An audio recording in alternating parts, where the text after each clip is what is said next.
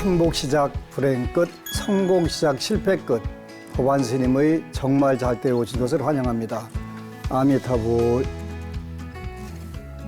오늘은 새해를 맞이해서 우리가 변화를 해야 되고 또 변화를 일으키게 돼야 되는데, 이러한 변화 속에서 여러분들이 많은 관문을 통과를 해야 되는데, 그 중에서 각종 시험, 이 시험이 가장 큰 문제가 될 거예요.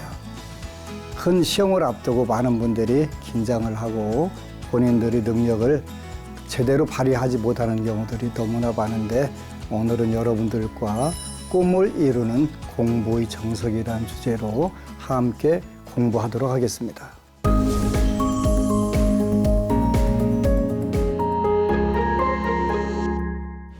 세상을 살면서 없으면 가장 좋은데 없을 수 없는 것이 변화거든요.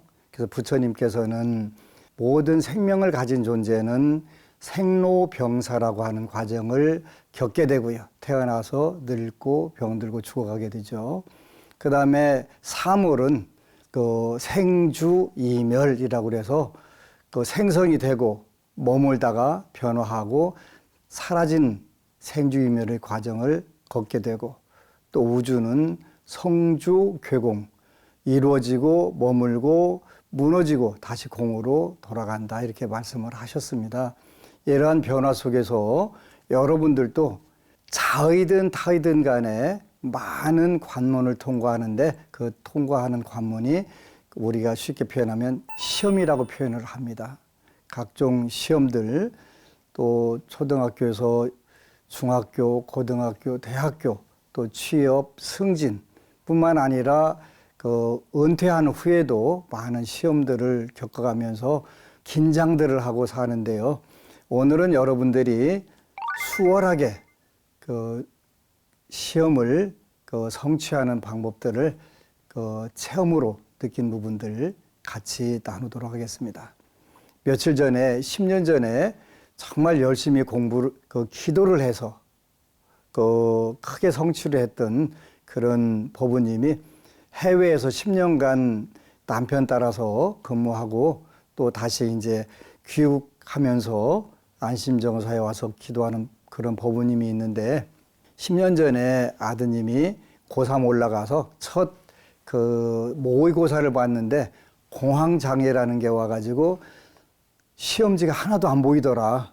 그래갖고 울면서 왔다고 그 당시 방송을 보다가 강서에 있는 조그마한 포교당에 안양에서 와갖고 1년 360일 정도를, 300일 정도를 매일 아침 8시에 와서 기도를 하고 오후 6시까지 하는 그런 법우가 있었어요. 근데 이제 얼마 전에 와서 그 이야기를 하더라고. 기도를 하는데 정말 열심히, 아주 모든 사람들이 혀를 내두를 수 정도로 그렇게 기도를 잘 해요. 근데 미리 그렇게 기도하면서 이제 아드님이 이과에서 전교 1등을 하는데, 나중에 이제 서울대 기계항공과 합격을 해서 됐는데, 그 전에 미리 지장보살님이 합격증을 뭘 주셔가지고 딱 펼쳐보니까 누구 합격 이렇게 보여주시더래요. 그래서 표현을 안 하고 혹시 이야기하면 날아갈지도 모른다는 생각을 하고 꽉 덮어놨다가 10년 후에 저한테 이야기를 한다고 이야기를 하더라고요. 그 뒤에 이제 대학원 진학하고 대한민국 최고의 직장을 잡고 이제 얼마 후에는 결혼까지 이제 하게 됐다고, 아주 왕대박 났다고 하는데, 이제 공부하는 데는, 시험을 준비하면서 공부하는 데는 두 가지가 필요해요. 하나는 시험 당사자의 노력이 필요하겠죠. 근데 노력을 안 하고 싶은 사람도 없고 시험에 합격 안 하고 싶은 사람도 없어요. 그건 전부 다 통과해야 되는 당연한 의례이기 때문에 해야 되는데, 수월하게 통과하는 사람도 있고 수월하지 못하게 통과를 못하는 분들도 있고, 각양각색들이 이루어지죠. 근데 이제 가장 중요한 것은 물론 본인의 공부, 집중력이 제일 중요한데, 이게 경험상으로 보면 굉장히 잘 되다가 어느 해에 가서 전혀 그 집중력이 안 되는 그런 경우들이 있어요. 이런 경우들이 문제거든요. 그 예를 들은 이 부분은 제가 그랬어요. 이 친구 올해 대학 못 갈 건데 왜요? 그 지금 공황장애 와 있잖아. 그랬더니 그랬다는 거예요. 그래서 그 첫 모의고사를 완전히 백지를 냈다고. 근데 그런 경우에는 본인이 공부하고 싶은데 집중력이 또 공황장애로 시험지가 안 보이는 거예요. 이때 이제 어떻게 할 거냐 하는데 이때는 그 부모님들이나 주위 분들이 도와주는 게 필요하더라고요. 그래서 그 엄마가 기도하고 일반적으로 이공계통을 졸업한 분들은 신앙을 잘 인정 안 하는 경우들이 있어요. 오로지 눈에 보이는 근거로만. 근데 이제 그분 남편분도 서울대 공대를 나오셔가지고 그 기도 같은 걸 잘 안 믿으시는 분인데 그 이제 아드님이 합격하고 그 부인에게 당신의 기도 덕이다 딱 한마디 하시더라는 거예요. 그 뒤에 이제 많은 그 기적을 그 체험해 가면서 신심이 뭐 충천할 정도로 이렇게 됐는데 첫 번째는 모든 분들이 전부 컨디션이 좋고 집중력이 뛰어나지고 하나를 보면 쏙쏙 들어가고 하면 좋은데 수험생 때는 이렇게 되질 않아요. 왜 그러냐면 그 긴장을 하게 되잖아요. 그리고 미래에 대한 제일 무서운 게 그 걱정거리가 그 가로막기 때문에 힘들어져요. 먼저 수험생들은 그 제일 중요한 게 저는 밥 먹고 할 수 있는 것 중에서는 공부가 제일 쉬웠는데 엄청나게 잘한 건 아니었는데 그래도 밥 먹고 할 수 있는 것 중에 제일 쉬웠던 것 같아요. 그래서 이제 어떻게 하면 그 좋을까 하는데 공부라고 하는 것도 하나의 테크닉이잖아요. 기술이에요. 그리고 시험 보는 것도 테크닉이고요.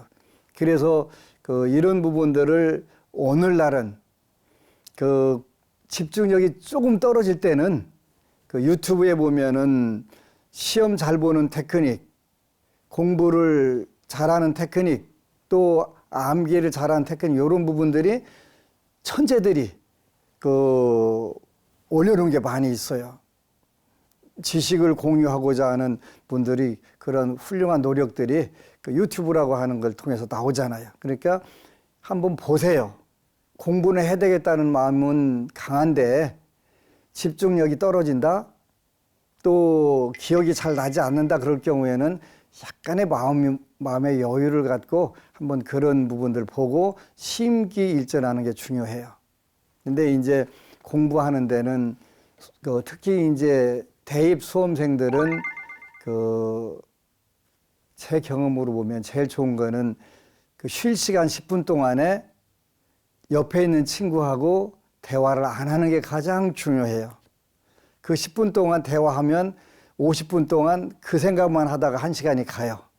그리고 집에 가서도 책 펼치면 그 친구하고 대화했던 것만 나니까 수험생 때는 가능하면 그 공부에 대한 정보, 그 문제에 대한 정보를 그 서로 교환하는 거, 그거는 되지만 다른 잡담이라든가 이런 거 하게 되면 일단은 시험에는 엄청난 마이너스가 돼요. 그 잡념이 계속 꼬리를 물고 일어나니까요. 그래서 일단 두 가지 수험생들한테는 부탁드려요. 물론 집중도 잘 되고 기억도 잘 되고 시험장에만 들어가면 펄펄 더 기억이 나는 경우는 뭐 더 말할 거 없이 좋은데 지금 뭐 그 오늘 주제가 그 주제는 아니고 잘 안 되는데 잘 되게 하는 방법이잖아요. 여태까지 그 잘 됐는데 갑자기 그 지나치게 긴장을 해서 그 기억하려고 해도 안 되고 또 시험장에 가면 그 기억했던 것이 나오지도 않는 경우들이 숱하게 되는데 그거는 그 인력으로만 되질 않아요. 제 경험으로 보면 그것도 팔자소관인 부분들이 굉장히 많아요. 부산에서 얼마 전에 어느 법우님이 그 부동산 중개 그 자격증을 공부한다고 그 물었는데 아슬아슬하게 떨어질 거다라고 제가 그 이야기를 했어요. 근데 그러한 상황이 되면 꼭 아슬아슬하게 한 문제나 한 문제도 아닌 0.3점 정도 가지고 떨어지는 그것도 운이라고 볼 수 있죠. 그래 떨어지는 그 상황이 돼서 그렇게 되겠네 그랬더니 그 얼마 전에 와서 아주 고득점으로 합격을 했대요. 어떻게? 그랬더니 스님이 아슬아슬하게 떨어진다고 했는데 내가 안 떨어지려고 죽어라고 결심을 해가지고 아주 고득점으로 합격했다는 거예요. 그러니까 안 될 거다라고 해서 기죽을 필요가 없어요. 그렇게 더 분발을 해가지고 내가 그러면 확실하게 아슬아슬하게 떨어지면 억울하고 또 1년 후에나 시험이 있는데 한번 죽어라고 해보자 해가지고 아주 고득점으로 합격을 했노라고 너무 기쁘잖아요. 그 당락을 보고 어디로 가야 합격하고 하는 이런 걸 보는 일종의 프로그램이 있어요. 10년이 넘게 이거 가지고 제가 임상을 해서 틀렸던 적이 없는데 최근 들어서는 자꾸 틀리는 거예요. 그 왜 틀릴까 그랬더니 기도를 3개 해가지고 그 운명을 극복하고 이렇게 오는 경우들이 많아서 제가 그런 부분에서 행복해요. 제 신조는 시험 볼 때 공부할 때는 시험장에 앉아 있는 기분으로 뭐 다 아는 거잖아요, 그죠? 그 시험장에 가면 공부 평소에 했던 대로 그럴 때는 긴장이 풀어지잖아요. 그런데 그런다고 해서 긴장이 다 풀어지냐? 안 풀어질 거예요. 그래서 저는 이제 늦게 석사, 박사 과정 공부를 했는데 그 박사 입학 시험을 보는데 토플하고 전공하고 보더라고요. 근데 절에 들어와서는 영어를 공부해야 될 일이 별로 없었어요. 그 영어를 써먹을 일이 별로 없었고 그래서 소홀하게 했는데 금요일 날 밤 9시, 10시까지 석사 논문 심사를 하고 토요일 날 오전 10시에 토플 시험이 있는 거예요. 근데 영어 논제가 벌써 20년 가까이 됐는데 그때 이제 이런 때는 여러분들도 한번 써먹으면 좋을 것 같아요. 저는 이제 고요히 앉아서 시험 보기 전에 잠깐 한 3분 내지 5분 시험장에 들어가면 좌선 명상을 해요. 그리고 명상을 해가면서 저 자신에게 최면을 걸어요. 어차피 제가 영어 공부한 게 20년 이상 했잖아요. 했으니까 그때 본 거 기억나게 해달라고. 뇌에다가 명령을 내려요. 틀림없이 내가 전에 다 보았던 것 중에서 나오는 건 맞아요. 근데 기억을 못 하는 거잖아요.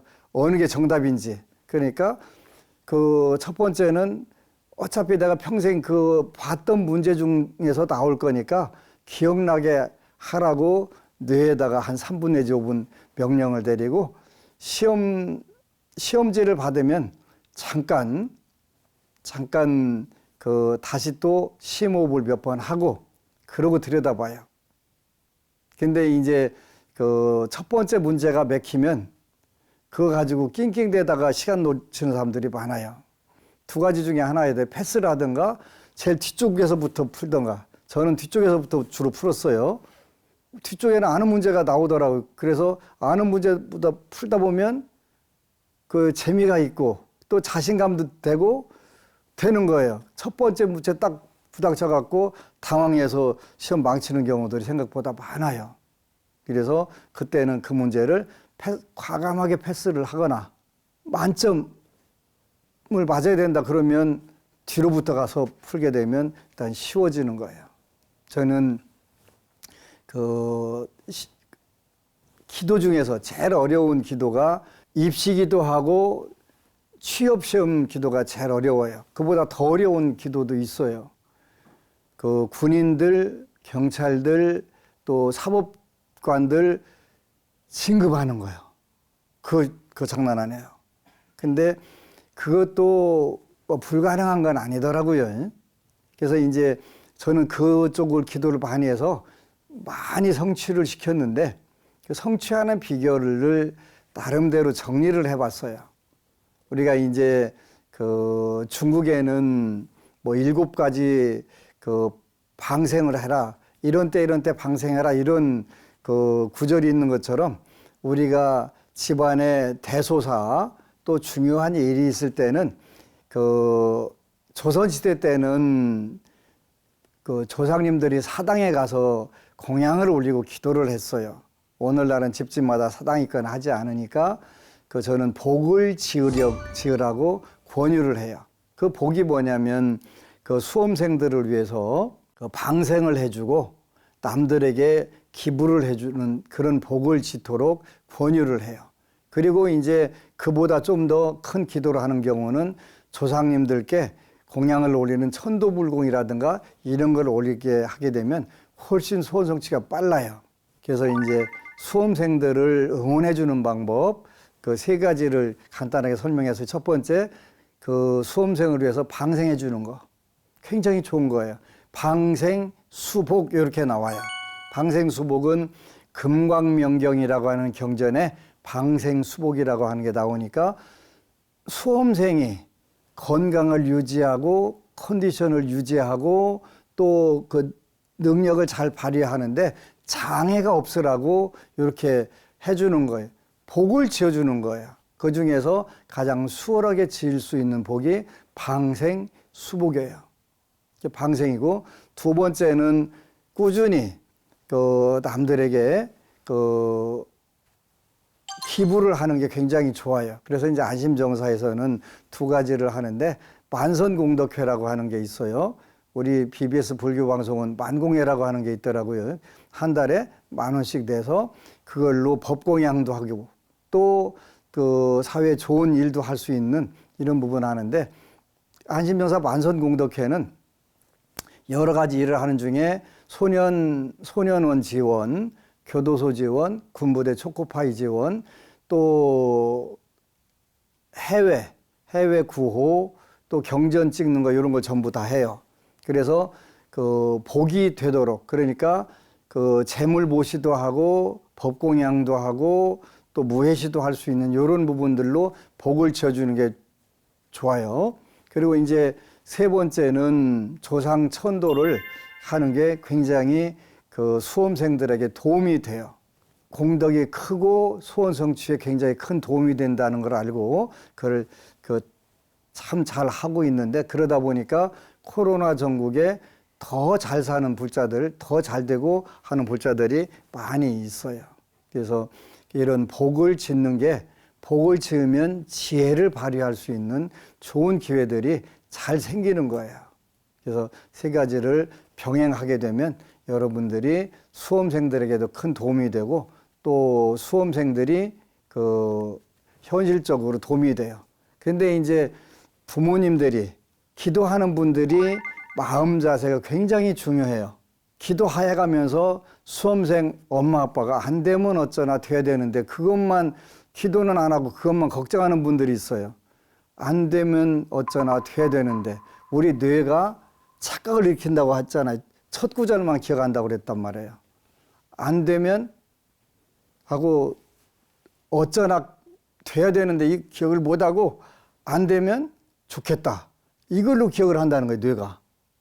그러니까 그 안 되면 하는 게 아니라 그래서 우리가 늘 소원표를 적을 때 긍정적으로 적으라고 하는 게 고득점으로 잘 좋은 대학을 갔으면 좋겠다. 이렇게 소원표를 쓰면 좋잖아요. 그러다 보니까 가끔 가다가 제가 굉장히 당황스럽게 소원표를 적는 분들이 있어요. 아드님이 한의대를 가기를 원하는 거예요. 이 법부님은 한의대 중에서 제일 좋은 데 딱 하나만 정하고 그 대학 가게 해달라고 기도를 한 거예요. 근데 그 대학 발표하기 전에 다른 대학 다 발표했는데 다 떨어진 거예요. 뭐 6곳 정도가 한의대 되는가 봐요. 그보다 일단 최고 좋은 대학보다 다 조금씩 낮은 대학인데 다 떨어졌는데 계속 떨어졌다고 보고가 오잖아요. 가슴 철렁철렁 하잖아요. 근데 마지막 가서 대한민국에서 한의대 제일 좋은 대학에 딱 합격을 한 거예요. 그래서 앞으로는 그렇게 소원표 적지 말라고 그냥 한의대 가게 해주세요 이렇게 해야지. 어느 대학 딱 정하면. 근데 사실은 어느 대학 딱 가게 해주세요 하는 게 정석이긴 한데요. 제가 불편하더라고요. 나만 불편한가? 부처님 당시도 이러한 그 국가를 운영하다 보니까 많은 시험들도 있었고 또 불교 공부하는 데도 단계들이 있었어요. 그래서 그 우리나라에 잠깐 번역됐던 굉장히 좋은 책이 있는데 부처님이라면 어떻게 했을까라는 책이 있는데 아마 절판됐을 거예요. 거기에 보면은 이제 시험은 피할 수 없는 거니까 우리 많은 분들이 피할 수 없다면 어떻게 해라? 즐겨라 하라고 많이들 하잖아요. 이 시험도 결국은 우리가 즐기는 마음 자세로 조금만 마음의 여유를 갖는다면 수험생 여러분들도 그 훨씬 그 시험을 대하는 여유도 생기고 그 여유가 마음에 스며들면 성적 발휘하는 데도 굉장히 중요해요. 우리가 긴장이 제일 나쁜 거잖아요. 물론 적당한 긴장은 필요하지만 그 지나치게 긴장을 해가지고 그 근육이 경직되고 마음까지 굳어져 가지고 그 힘들어지는데 이런 때를 위해서 우리가 피할 수 없다면 즐기는 자세로 마음의 여유를 조금씩 가져보자고요. 그리고 더 불안하면 숨을 한번 딱 들어 마시고 한 30초 정도 참아가면서 관세음보살 몇 번이나 할 수 있는지 빠르게 해보고 또 뭐 지장보살 불러도 좋고요. 이렇게 하고 긴장들을 그 늦춰주는 그런 자세들이 굉장히 필요해요. 그래서 시험은 그 우리가 타고난 모든 지능이 각자 다르듯이 그 시험에 대한 운도 각자 달라요. 때로는 나보다 공부를 훨씬 못했는데 좋은 대학 갔네 이런 경우도 있고 그 내가 훨씬 더 공부 잘했는데 나는 대학 못 갔네 이런 경우들도 있어요. 이런 경우가 그 생기기 전에 미리 우리가 수험생들을 위해서 공덕을 잘 짓는 부분도 불자로서 굉장히 좋을 것 같아요. 그래서 이런 공덕을 지어가면서 한편으로는 수험생들에게 그 안 되면 어쩌나 돼야 되는데 보다는 잘 할 수 있어. 잘 될 거야. 이런 용기 하나 더 심어주는 게 훨씬 좋은 거예요. 수험생이 됐든 누구든 간에 다그쳐가지고 잘 되는 경우도 물론 많이 있어요. 근데 다그쳐갖고 잘 되는 것보다는 용기를 주라고 저는 늘 그 부자들에게 그 상담을 해줘요. 지금 이런 운이고 이렇게 힘들어 하니까 본인이 힘들까 부모가 힘들까 이렇게 질문하면 본인이 힘들다는 거 이해를 해요. 그러면 힘드는 사람한테 그 힘들게 계속 더 압박을 가하는 것은 옳지 않다. 그리고 이제 저희 때 아빠들은 본인들의 한 풀이를 자녀에게 하려고 엄청나게 그 닥달하잖아요. 잘하는 거 아니에요. 그리고 어차피 부모가 인생 살아주는 거 아니잖아요. 그러니까 부모는 부모로서 그 자녀들이 좋은 그 환경에서 그 능력 발휘할 수 있도록 성취공덕, 소원 성취공덕들을 잘 지어주는 그러한 것이 훨씬 더 의미 있는 유의미한 그 기도라고 생각하고 수험생들을 한 해 동안 그 많은 여유, 아름다운 마음들을 갖고 하고 잘 성취할 수 있도록 그렇게 하시기를 축원 올리겠습니다. 고맙습니다.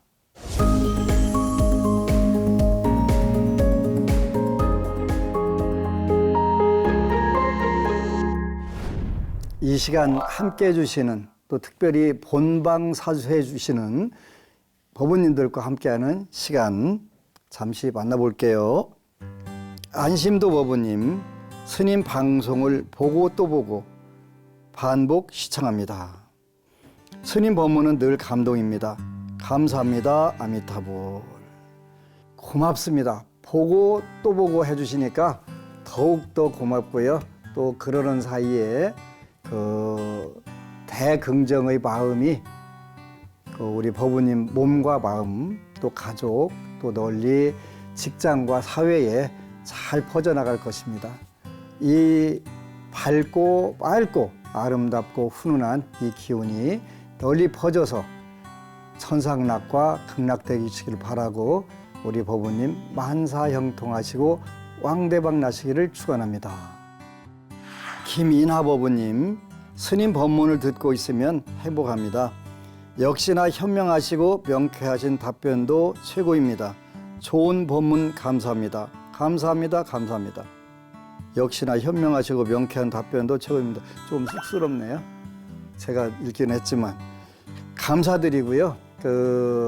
최근 들어서는 해외에서 유튜브 또 해외로 송출되는 방송을 통해서 안심정사로 직접 찾아오시는 법우님들도 많고 또 매일 문자 이렇게 오는 법우님들도 많으세요. 세상이 좋아진 만큼 그만큼 우리가 또 부처님 법을 통해서 지구촌 전체가 행복해질 수 있다는 것에 감사를 드려요. 더 널리 또 유튜브도 전달해 주시고 우리 법우님 하시는 일마다 마음먹은 대로 뜻먹은 대로 원만 성취하시고 왕대박 나시기를 축원합니다. 이지원 법우님, 법안스님 행복 시작 불행 끝. 저희 부부는 화목한 가정을 위해 서로의 노력과 인내로 선생연분이라고 생각하며 살고 있습니다. 좋은 말씀 잘 듣고 갑니다. 고맙습니다. 우리 법우님은 복력이 유난히 많으신 분이네요. 화목한 가정. 또 그 화목한 가정은 주어지는 것만은 아니니까 또 서로 노력해서 만들어가고 또 창조해가는 그 아름다운 모습 찬탄합니다. 세세생생 가장 아름다운 부부 또 가장 아름다운 가족으로 사시기를 축원하고 늘 천상락과 극락이 함께 하시기를 축원합니다. 왕대박 나세요.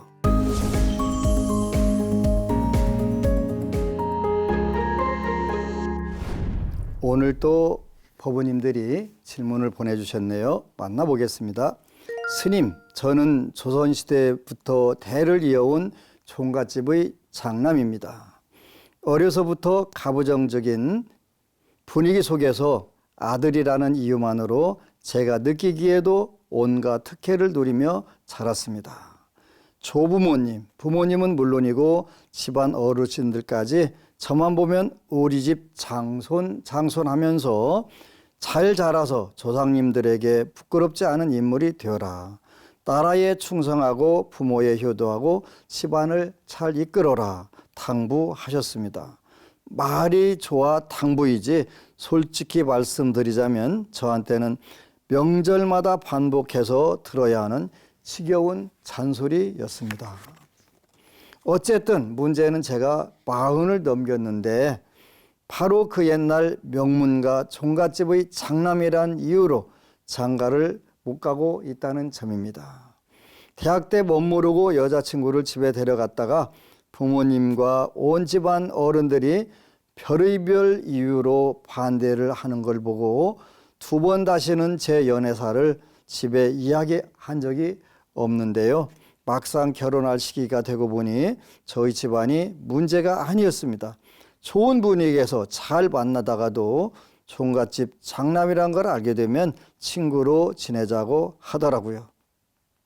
결혼까지 갈 뻔한 적도 있었는데 그땐 여자친구 집에서 반대를 하고 그 사실을 알게 된 저희 부모님도 또발대발 하셔서 결국 결혼이 깨지고 말았습니다. 그 후로도 비슷한 상황이 여러 번 있었는데 종갓집 자손이 결혼을 못하고 있으니 집안 어른들은 난리도 아니시고 머지않아 설이 되면 또 약주 드시고 잔소리를 한 바가지 늘어놓으실 텐데 그렇다고 해외로 도망갈 수도 없고 벌써부터 스트레스가 쌓입니다. 스님, 제가 어떻게 하면 될까요? 저도 장가 갈 수 있을까요? 정말 답답합니다. 근데 장점이 단점도 될 수 있고 그 단점이 장점 될 수도 있어요. 근데 이제 우리가 겉으로 아는 부분만 보게 되면 종갓집 장소는 피곤한 자리다라고 사회적으로 인식된 부분들이 좀 있을 것 같아요. 왜 그러냐면 텔레비전 보니까 종갓집 장손 그 종부들 사는 모습들을 그 보여주는데 엄청 실이 그 힘들게 비추게 한 그런 프로그램들이 많대요. 제가 사는 논산에도 그런 집안이 그 있고, 근데 또 한편으로는 제가 하는 총갓집 장소는 결혼했고 잘 살아요. 근데 잘 사는데 보통 잘 사는 게 아니라 조상이 물려준 땅이 그 세종시에 어마어마하게 많아가지고 그냥 뭐 세상 부러운 거 없이 사는 경우도 있더라고요. 그래서 그 종갓집 장손 며느리니까 반드시 힘들 거다라고 하는 그 일단은 선입견을 조금 버리는 것도 좋을 것 같아요. 제일 문제는 이제 우리 질문해 주신 법우님인데요. 법우님이 그 이제 그 오늘 이 답을 보고 한번 자신을 정리해 보세요. 정리해 보는데요.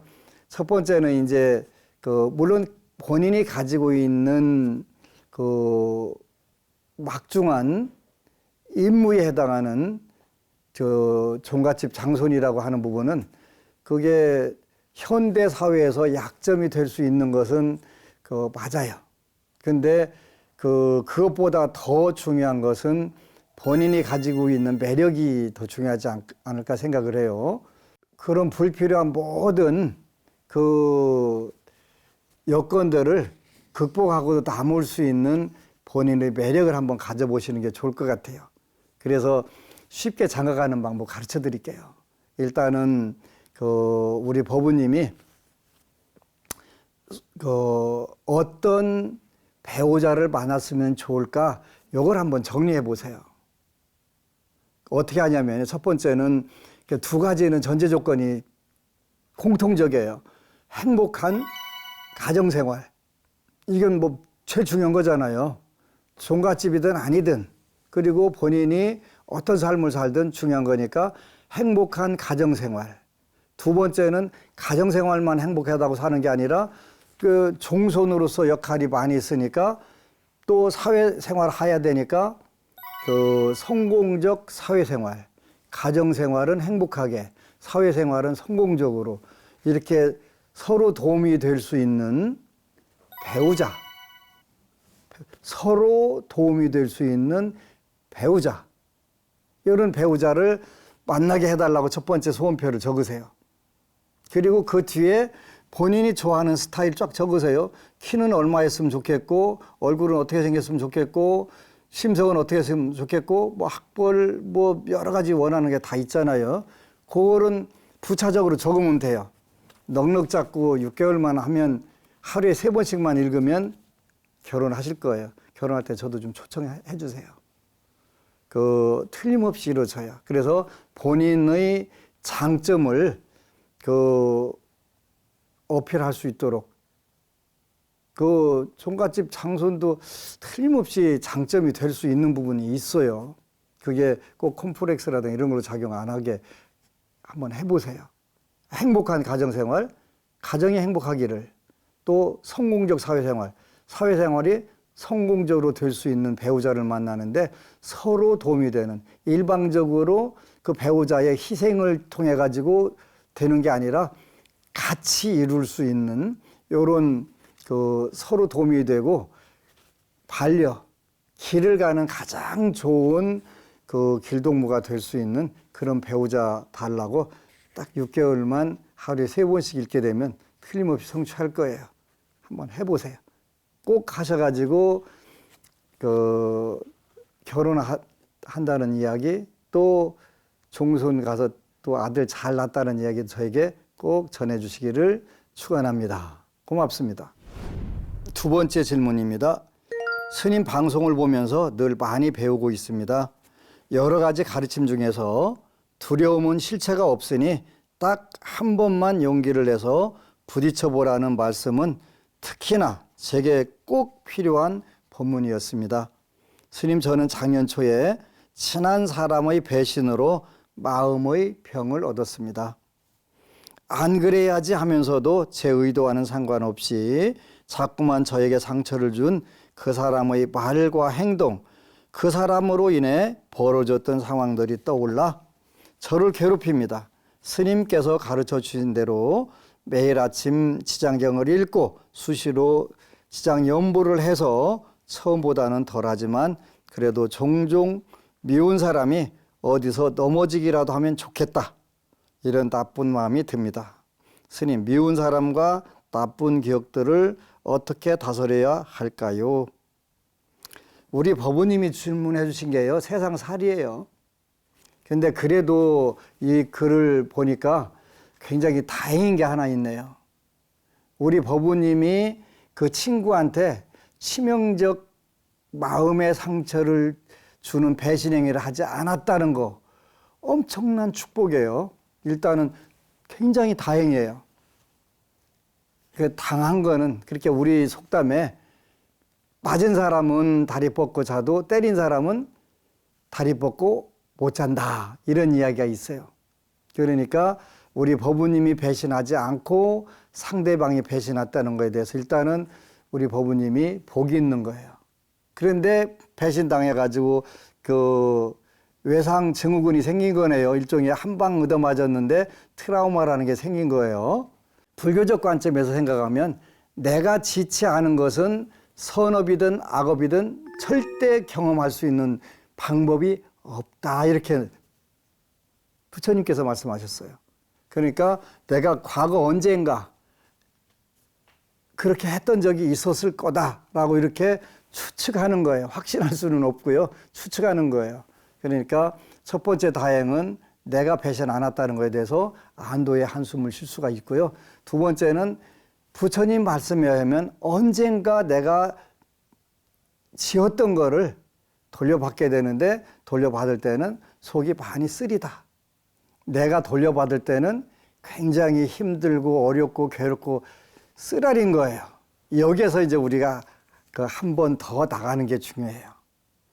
이거를 잊는 방법은 그 바쁘게 더 좋은 일을 하는 거예요. 그리고 이제 그 어디 가서 넘어지기라도 했으면 좋겠다. 저는 이 정도보다는 어디 가서 죽었으면 좋겠다, 이런 마음을 가졌던 적도 있어요. 나한테 괴롭고 힘들게 하고 엄청나게 했는데 그거 용서할 수 없잖아요. 처음에 용서가 안 됐어요, 저도. 그리고 그 출가 생활을 오래 하고 나서도 어느 날은 밤새도록 너무 고통스러워서, 그 배신당한 게 고통스러워서 잠을 못 자는데 그 잠 못 자고 꼬박 날새고 새벽에 이건 이렇게 했으면 좋겠다 하는 아이디어가 딱 떠오르면서 싹 잊어버리고, 내가 그거 가지고 내 이 엄청난 좋은 에너지를 소모하면 안 되지 하는 생각으로 마음을 돌려먹었어요. 미운 사람, 나쁜 기억을 어떻게 다스려야 할까요? 그냥 그 잊으려고 하지 말고요. 더 좋았던 생각, 앞으로 잘 될 생각, 본인 인생에서 그 배신한 친구가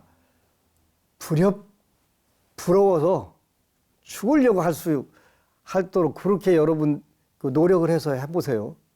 복수라고 하는 것은 꼭 그 사람 가서 눈탱이를 한 대 딱 때려갖고 밤탱이 만드는 것도 복수가 되지만, 이런 경우에는 우리 법우님이 정말 잘 돼서 노력을 해서 내가 저 친구 금생에 배신한 게 내 인생에 가장 후회스러워 할 수 있을 정도로 막대하게 성공을 하세요. 그게 가장 멋진 복수고 본인에도 가장 이로운 거예요. 아시겠죠? 힘내세요. 그리고 막대하게 성공하세요.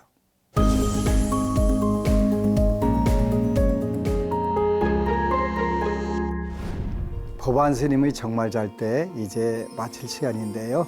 새해에는 중요한 시험을 앞둔 수험생들과 가정분들을 위해서 공부 잘하는 방법, 그리고 반드시 시험을 성취하는 방법에 대해서 이야기를 나눴습니다.